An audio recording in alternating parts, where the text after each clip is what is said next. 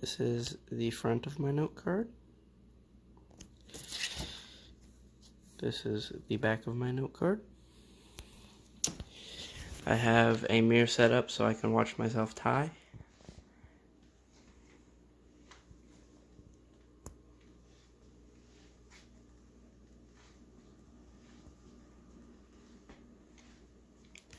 This is part of my audience. She has a stopwatch. For reference. Just for reference. And then this is my other audience. He's kind of tired of the attempts I've made at the speech.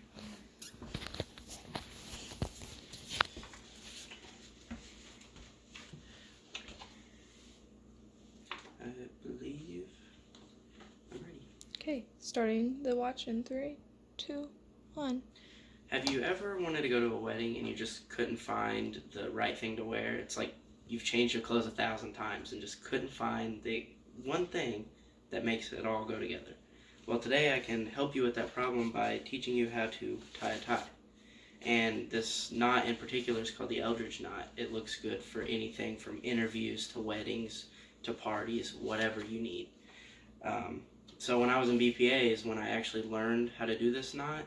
I learned everything from business professional all the way to business casual, anything in between. I've learned many different knots from that. And by the end of the speech, I'm hoping that you guys know how to tie an Eldridge knot in particular, because it looks good anywhere.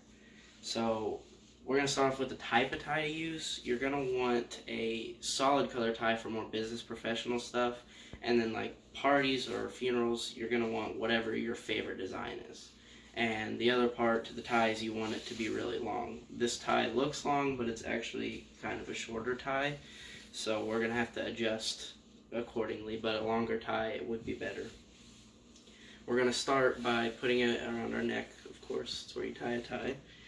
And for the longer ties, which is optimal, you're going to want it about your belt loop or waist level.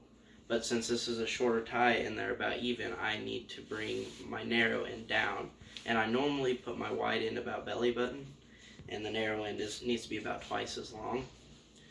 And so now we're going to go to the steps of tying the tie. And the first thing you want to do is take your narrow end, cross it over the front. Well, let me button this real quick. My apologies. We're going to take the narrow end and go over the wide end, and then we're going to bring it back behind it, and we're going to take the narrow end and go through your neck loop here and bring it down to your right, and then we're going to bring it back across the front, and then we're going to go back up through that neck loop.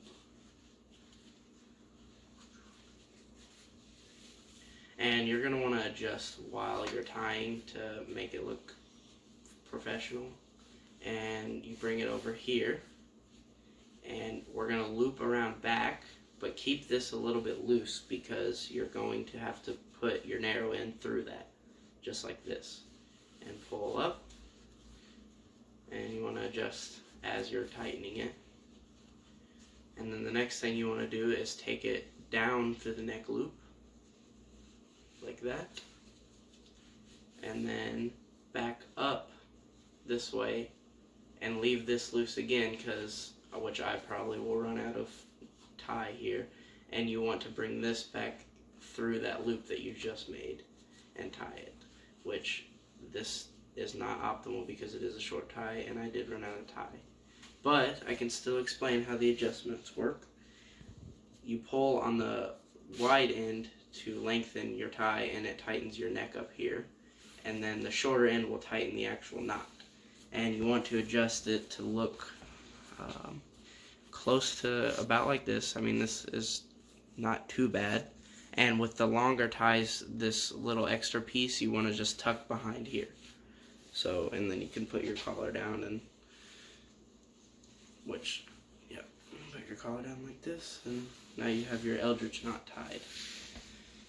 Which, if you want a close-up of something is similar to this, but a longer tie will look better.